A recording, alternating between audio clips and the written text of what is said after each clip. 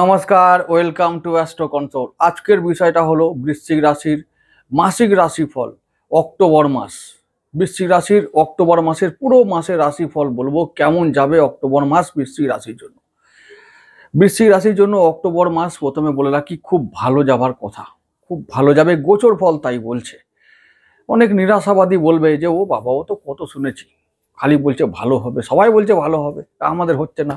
তো তোমরা যেহেতু নিরাশাবাদী এবং হতাশাবাদী, তো তোমাদের মন প্রাণ জীবন তোমাদের হতাশায় ঘিরে ধরবে, ভালো আর কিছু হবে না। তো তোমাদেরকে বলবো যে এসব ভিডিও নাই দেখতে। বাকি যারা আশা করে, যারা জীবনে যুদ্ধ করে, যারা জীবনে বেঁচে থাকার জন্য যুদ্ধ করে, আশা করে যে আমাদের জীবনে যুদ্ধের শেষে জয় আছে, জীবনে বাঁচতে গেলে জয় পরাজয় আপ ডাউন সব আছে, তাদের জন্য আজকের এই ভিডিওটা। অক্টোবর মাস তোমাদের জন্য অনেক সুখবর আনছে বৃশ্চিক রাশির জন্য। হ্যাঁ, সত্যি করেই সুখবর। কারণ এই মাসে তোমাদের বৃশ্চিক রাশির লগ্নপতি বা রাশিপতি মঙ্গলদেব 30শে সেপ্টেম্বর আদ্রা থেকে পুনর্বসু নক্ষত্রে সঞ্চার করছে। তো লগ্নপতি গুরুদেবের নক্ষত্রে আসছে অষ্টমভাবে। দারুণ ব্যাপার। প্রথমত যেন মনে হচ্ছে অষ্টমপতি রাহু মুক্ত হলো। অষ্টমপতি আমাদের অষ্টমপতি নয়, লগ্নপতি রাহু মুক্ত হলো, এইরকম একটা ঘটনা। তো রাহু মুক্ত হওয়ার পরে গুরুদেবের কাছে তিনি যাচ্ছেন, গুরুদেবের ঘরে তিনি যাচ্ছেন গুরুর আশীর্বাদ পেতে, গুরুর আশীর্বাদ নিতে এবং গুরুর আশীর্বাদে আরো নিজেকে শক্তিশালী করতে। নিজে তো শক্তিশালী হবেই, তার সঙ্গে তার যে জাতক জাতিকা আছে তাদেরকেও শক্তিশালী করবেন মঙ্গলদেব। তো মঙ্গলদেব পুরো প্রায় অক্টোবর মাসের বেশিরভাগ সময়টা তিনি অষ্টমভাবে থাকবেন এবং পুনর্বসু নক্ষত্রে থাকবেন। এটা একটা ভালো খবর বৃশ্চিক রাশির জন্য। এরপরে আরও যেটা ইম্পর্টেন্ট সেটা হলো একাদশপতি বুধদেব। একাদশপতি মানে লাভের ঘর, লাভ যে দেয় আমাদের, যা কিছু আমরা অর্জন করব, অর্জন কতটা করব, কিভাবে করব, এই ব্যাপারটা নির্ধারণ করে বুধ বৃশ্চিক রাশির জন্য। তো ওই বুধ কন্যা রাশিতে নিজের ঘরে স্বক্ষেত্রী হবে, আবার তিনি থাকবেন উচ্চস্থ অবস্থায়, তাহলে লাভ তো নিশ্চিত। শুধু তাই নয়, ওখানে আবার রবি ও বুধের সংযোগ থাকবে, তাই সঙ্গে আবার একটা রাজযোগের ফল হবে, সেটা হচ্ছে বুধায়িত্ব যোগ। এখন যদি এই দুটো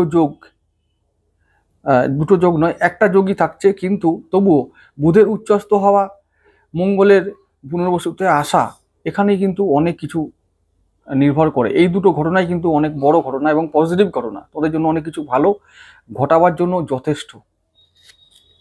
আমি বারবার বলে থাকি ভিডিওতে যে লগ্নপতি যদি একাই নিজেই বলবান হয়ে থাকে, তাহলে আরও অন্যান্য যে সমস্ত অশুভ ঘটনাগুলো ঘটার কথা হয় সেগুলো অনেকটা, তাদের অশুভত্ব অনেকটা কেটে যায়। অর্থাৎ অনেক বিপদ থেকে আমরা নিজেরাই আমাদেরকে রক্ষা করতে পারি এবং সেই কাজে সহায়তা করে আমাদের লগ্নপতি। তো মঙ্গলদেব রাহুমুক্ত হবে, বুধ থাকবে উচ্চস্থ, রবি বুধের সংযোগ হবে, শনি কিছুদিন পরে আবার শতভিসায় যাবেন, বৃহস্পতি বক্রী হবেন অক্টোবর মাসে। এরকম কিছু ঘটনা ঘটবে। শুক্র তোমাদের বৃশ্চিকে যাবে কিছুদিন পরে, রবি আবার যাবে তুলায় কিছুদিন পরে, আবার বুধও যাবেন তুলায়। তো এরকম অনেক সংযোগ ঘটবে অক্টোবর মাসে, যেগুলো তোমাদের জীবনকে আগের তুলনায় অনেকটা রেহাই দেবে, অনেকটা রিলিফ দেবেই। অনেক কারণ আছে, সেই কারণগুলো একটি একটি করে ব্যাখ্যা করে যাব। গোচর ফল তাই বলছে যে রিলিফ দেবে, এটা আমি বলছি, গোচর ফল বলছে। এরপর কোন কোন বিষয়ে রিলিফ দেবে?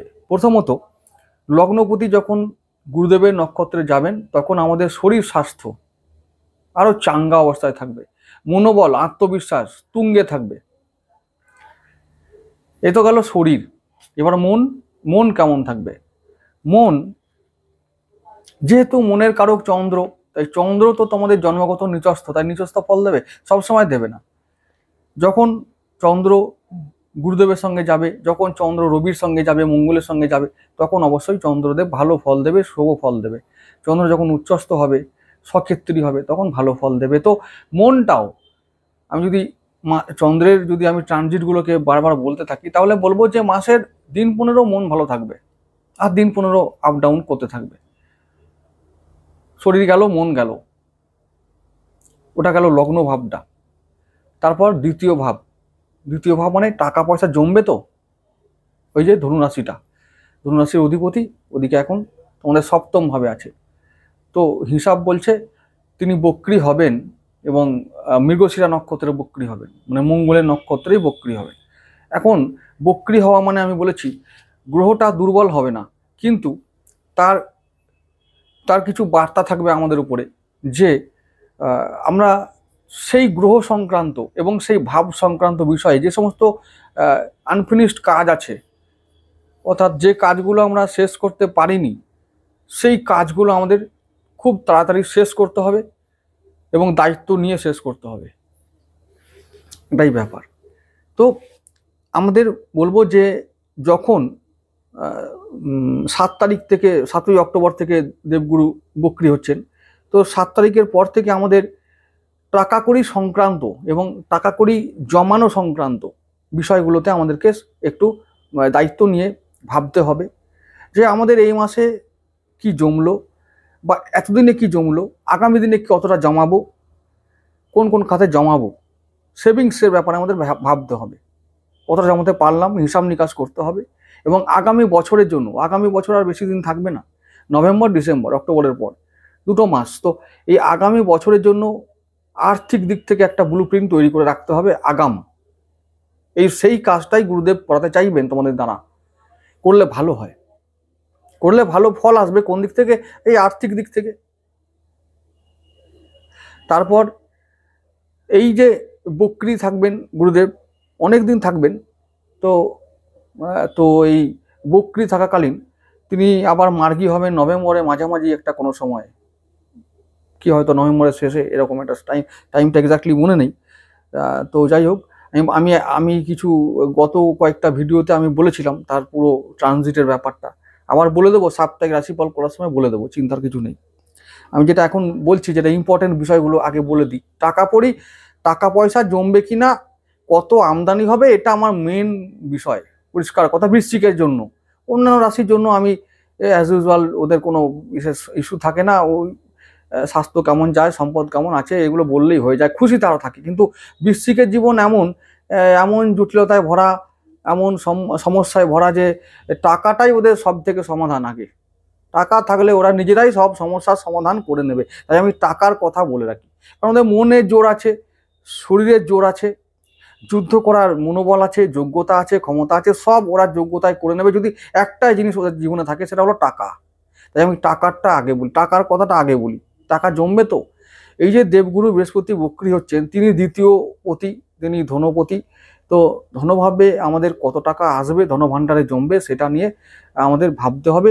তবে একটা কথা আসার কথা হলো, যেহেতু লগ্নপতি মৃগশিরা, মানে মঙ্গলের নক্ষত্র মৃগশিরা, এবং মৃগশিরাতে যেহেতু তিনি বক্রী হবেন এবং সপ্তম ভাবেই তিনি আছেন, তো আমাদের কি করতে হবে এই সময়? কিছু সেভিংস অবশ্যই করতে হবে, এবং সেটা আমাদের যেহেতু তিনি আবার পঞ্চমপতি, দেবগুরু বৃহস্পতি আবার পঞ্চমপতি, তো আমাদেরকে কি করতে হবে? বিদেশ থেকে, তারপর হচ্ছে যে আমদানি রপ্তানি, ফাটকা ইনকাম, এক্সট্রা ইনকাম, তারপর হচ্ছে যে যারা কি বলবো, ছকের বাইরে গিয়ে যারা রোজগার করে, জেনারেল গতের বাঁধা জীবন যাদের নেই, সেই রকম জীবন যারা যাপন করে বা যে রোজগার করে, তাদের এই সময় অনেক অর্থ ইনকাম করার সুযোগ আসবে এবং তারা কিছু টাকা জমাতে পারবে। আমি আগে সেভিংসের কথাটা বলি, তারপরে আমি আসছি। সন্তানের দ্বারা এবং শিক্ষা এবং ব্যবসার দ্বারা আমরা কিন্তু কিছু সেভিংস করতে পারবো এবং এগুলো করতে হবেই। এইবার আমাদের সেই দিন এসেছে। আচ্ছা, এবারে বলবো যে তৃতীয় ভাবের কথা। তৃতীয় ও চতুর্থ ভাব মকর রাশি আর কুম্ভ রাশি, এই দুটো রাশির অধিপতি শনিদেব, তিনি এখন আছেন দেবগুরু বৃহস্পতি নক্ষত্রে। তারপরে কিছুদিন পরে আবার যাবেন পরবর্তী নক্ষত্র শতভিষায় রাহুর নক্ষত্রে, তখন একটা অন্য ফল। কিন্তু এখন যেহেতু দেবগুরু নক্ষত্রে আছেন শনিদেব, তাহলে কি হবে, আমরা ডেফিনেটলি কিছু বাড়ির জন্য, পরিবারের জন্য আমরা কিছু কন্ট্রিবিউট করতে পারবো। পারিবারিক শান্তি হোক বা পরিবারের সমৃদ্ধি হোক, তার জন্য আমরা কিছু অর্থ ব্যয় আমাদের করতে হবে এবং তাতে আমাদের পরিবার সমৃদ্ধ হবে, আমাদের পরিবারগুলো একটু রেহাই পাবে, শান্তি বা নিরাপত্তা পাবে। এই অক্টোবর মাসের কথা আমি বলছি। তাহলে দেবগুরু এই যে বক্রী হচ্ছেন, তিনি যে সমস্ত ভাবগুলিতে নজর রেখেছেন, প্রথম হচ্ছে ইনকাম। তার যে পঞ্চম দৃষ্টি দিয়ে তিনি দেখছেন কন্যা রাশিকে, তোমাদের লাভের ঘরটা। তো লাভের ঘর কোনটা? ওই যে একাদশ ভাব, কন্যা রাশিটা।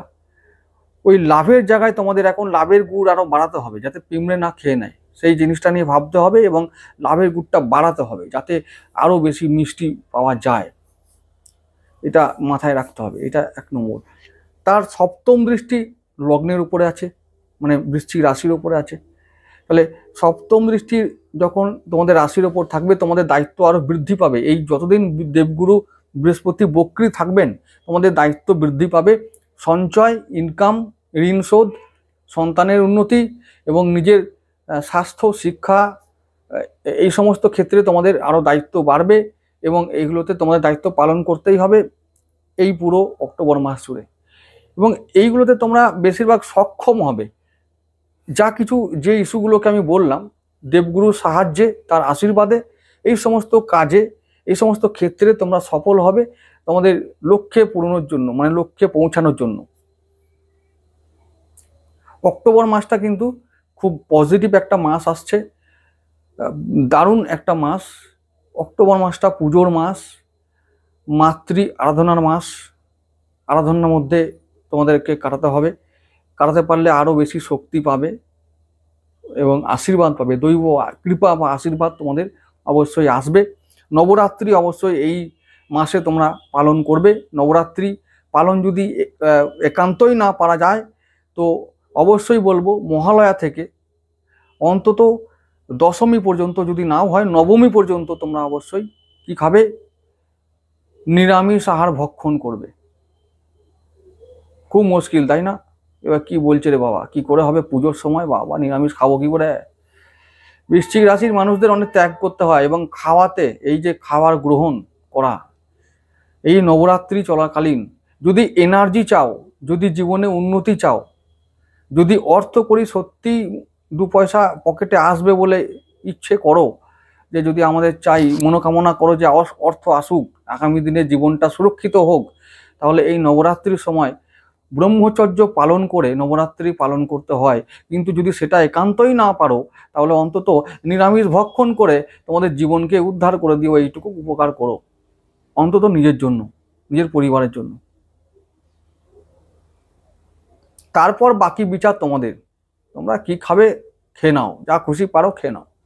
খাওয়াতে মা সারদা বলেছেন যা খুশি খাও, বোঝা তো বইবেন তিনি না, যে খাবে সে বইবে। তাই বলছে জোর করে লাভ কি, যা খাবে তাই খা। তো তিনি যখন বলেছেন, তা আমি আর বলবার কে, যা পারবে তাই খাও। এবার ভালো মন্দ তোমাদের উপরে। এবারে বলছি যেটা, আমি রাশি ফলে আসি। এবার দেবগুরু বৃহস্পতির কথা এই জন্য বেশি করে বলছি, তিনি তোমাদের ধনপতি। এই পুজোর মাসে খরচাও হবে, কারণ শুক্র ব্যয়পতি হয়ে তুলা রাশিতেই আছেন, থাকবেন, ব্যয় করাবে, কিন্তু তার মধ্যেও তোমাদের এইটা মাথায় রাখতে হবে যে সঞ্চয়ও করতে হবে। তাই কি করতে হবে, ব্যালেন্স রাখতে হবে। ওই জন্যই তো ব্যয়পতি ব্যালেন্সের ঘরে তুলা রাশিতে এখন তিনি বিরাজ করছেন। তিনি আবার সপ্তমপতি, বৃশ্চিক রাশির সপ্তমপতি। তাই কি করতে হবে, দাম্পত্য জীবনে আয় ব্যয়ের মধ্যে একটা ব্যালেন্স করতে হবে। নাহলে বউ বেশি বলে ফেললে, বা যদি বেশি বলে ফেলো আর বেশি এনে দাও, তাহলে আর পকেট ফাঁকা হবেই, গড়ের মাঠ, কিছু করার নেই। তো এই যে ব্যয়, মানে আয় আর ব্যয়ের মধ্যে নিয়ন্ত্রণ রাখা, ব্যালেন্স করা, এই কাজটা এই অক্টোবরে করতে হবে ভালো করে, এটা মাথায় রাখতে হবে। আর সপ্তমপতি যেহেতু শুক্রদেব, এবং তিনি আছেন নিজের ঘরে দ্বাদশ ভাবে, তুলা রাশিতে আছেন দ্বাদশ ভাব, তাহলে কি হবে, বাইরে থেকে, বাড়ির বাইরে থেকে, অনলাইনের মাধ্যমে, অদৃশ্য মাধ্যমে আমরা টাকা পাবো, বিদেশ থেকে টাকা পাবো, বিদেশি মুদ্রা পাবো, শেয়ার মার্কেট থেকে টাকা পাবো, লটারি থেকে পাবো, উটপটাং পাবো। আরেকটা কথা বলে রাখি, টাকার কথা যখন বলছি, টাকার কথাটা ভালো আগে বলে দিই, সব করে খুলে বলি, তারপরে অন্যগুলো বলছি, সব বলবো। ভিডিও বড় হচ্ছে হোক, কোনো অসুবিধা নেই, যারা দেখবার তারা দেখবে, 200 লোক দেখলেও অসুবিধা নেই। আচ্ছা, এবারে যখন ব্যবসার মাধ্যমে আমরা ইনকাম করব, এবং ব্যবসাগুলো হবে এই সমস্ত মাধ্যম থেকে, যেগুলো আমি বললাম একটু আগে। এবারে বলছি আরেকটা আসার কথা, যে অষ্টমপতি বুধ, তিনি ঠিক কিছুদিন পরেই, এই 17 কি 16 কি 10ই অক্টোবর এরকম একটা দিন আছে, এই সময়ের পর থেকে তিনি যাবেন তুলা রাশিতে। হ্যাঁ, এটা হচ্ছে দিনটা হচ্ছে 15 অক্টোবর, তিনি যাবেন বুধ অষ্টমপতি, একাদশ থেকে তিনি যাবেন দ্বাদশ ভাবে। তাহলে এটা একটা বিপরীত রাজযোগ তৈরি করবে। তার মানে কি হবে, আমাদের যেমন ব্যয়ও হবে, তেমন ইনকামও হবে, আবার তেমনি সেভিংসও হবে। অর্থকরীর, মানে বুধ তো অর্থের গ্রহ, তিনি অর্থকে নিয়ন্ত্রণ করেন। তো আমরা এটা করতে সক্ষম হব যদি আমরা চেষ্টা করি। ক্রাইসিস আসবে, কষ্ট হবে, কিন্তু কষ্টটা আমরা লাঘব করতে পারবো যদি আমরা চেষ্টা করি অন্তর থেকে। তার মানে কিছু টাকা সঞ্চয় করতে পারবো এই অক্টোবর মাসে, এটাও নিশ্চিত। তো রাজযোগ তৈরি হচ্ছে, কিন্তু বিপরীত রাজযোগ, বুধ কিন্তু রাজযোগেরও ফল দেবে, আমাদের লাভ হবে। যতদিন বুধ কন্যায় থাকবে, বুধ লাভ দেবে, কারণ বুধ উচ্চস্থ থাকবে। আবার যখন তুলায় যাবে, তখনও কিন্তু আমাদের মানে লাভ হবে, তখনও ভালোই হবে, তখনও কিছু অর্থ জমবে। ব্যয় হচ্ছে, সেটা ভালো কাজে ব্যয় হবে, আর সেটা একটু বিলাসিতার জন্য ব্যয় হতে পারে, এই সমস্ত। কারণ তখন তখন কিছুদিন রবি বুধ একসঙ্গে থাকবে, তারপরে শুক্র চলে যাবে ব্যয়পতি হয়ে বৃশ্চিক রাশিতে, তো ব্যয়ও হবে কিন্তু সঞ্চয়ও হবে। এবারে বাকিগুলো বলছি। শনিদেবের কথা বলছিলাম। শনিদেব গুরুদেবের নক্ষত্রে অলরেডি আছেন, তো তিনি গুরুদেবের আন্ডারেই চলবেন, তিনি গুরুদেবের কথাই চলবেন। তো সেক্ষেত্রে খুব কম প্রচেষ্টার মাধ্যমে আমরা পারিবারিক উন্নতি করব, ব্যবসায় উন্নতি করতে সক্ষম হব, সেভিংস করতে সক্ষম হব, সন্তান শিক্ষা, ভবিষ্যতের পরিকল্পনা, প্রেম, এই সমস্ত ক্ষেত্রে আমরা সফল হব। শনি ও বৃহস্পতি আমাদেরকে খুব ক্ষতি করবে না, দুজনে বক্রী থাকবে, এবং তারা আমাদেরকে আমাদের যে পেন্ডিং কাজ আছে সেগুলো সম্বন্ধে দায়িত্ব বুঝিয়ে দেবেন, এবং সেগুলো তারা করাবেন আমাদেরকে, এবং সেই সংক্রান্ত বিষয়ে আমাদের কাজ করতে হবে। যদি ব্যবসা সংক্রান্ত বিষয়ে কোনো কাজ পেন্ডিং থাকে, সেগুলো করতে হবে।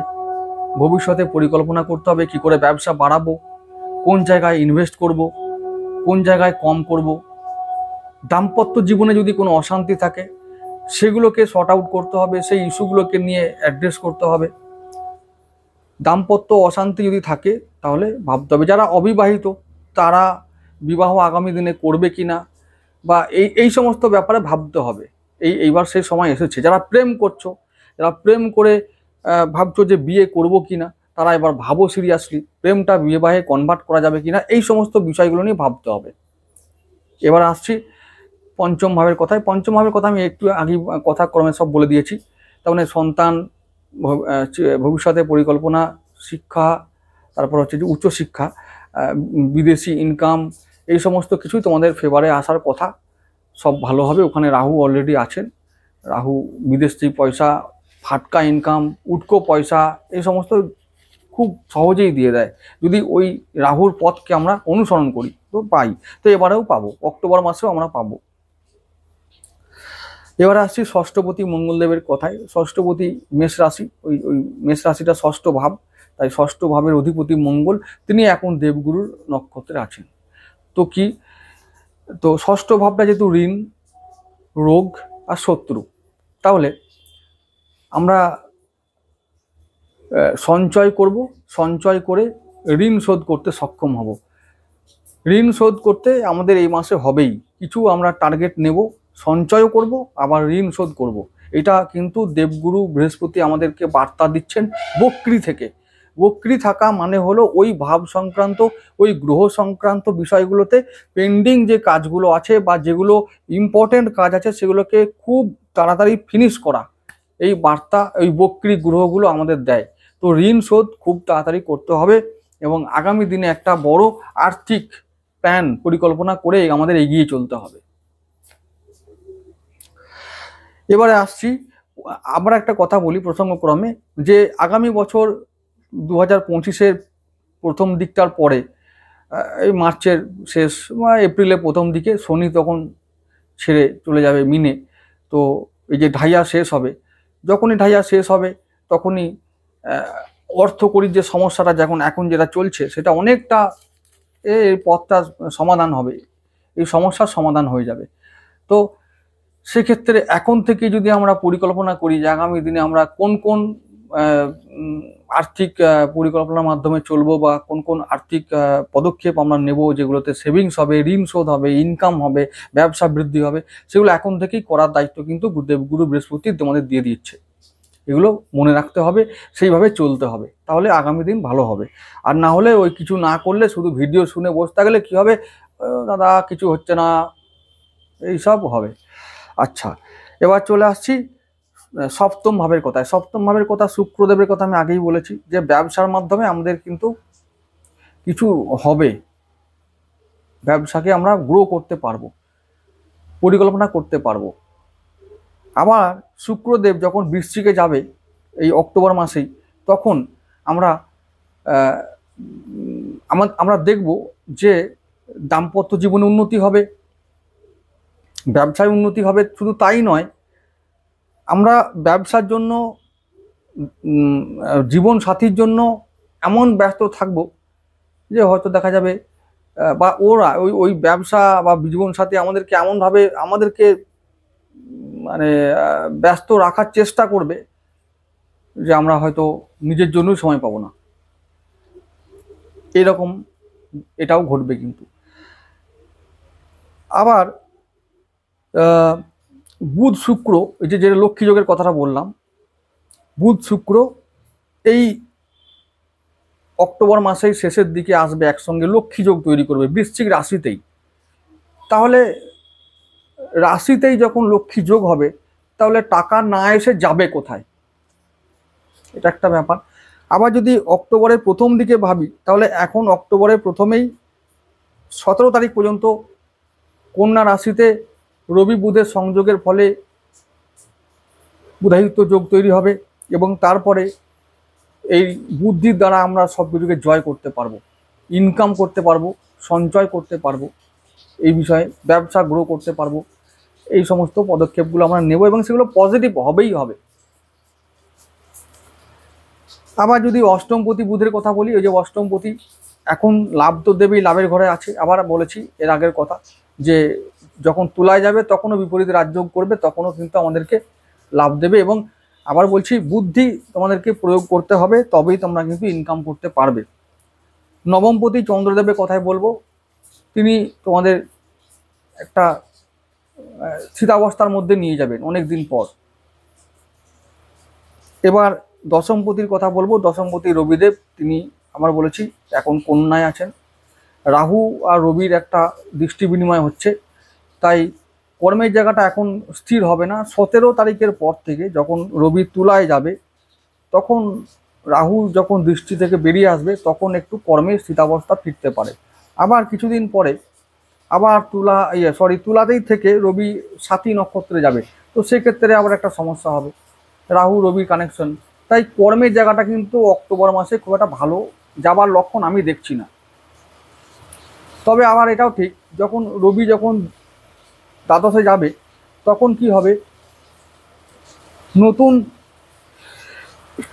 নতুন কর্মলাভের সম্ভাবনা তৈরি হবে। যারা বিদেশে গিয়ে কাজ করো তাদের জন্য নতুন সুযোগ এবং সম্ভাবনা তৈরি হবে। তারা ইনকাম করতে বেশি পারবে। তারা বিদেশ থেকে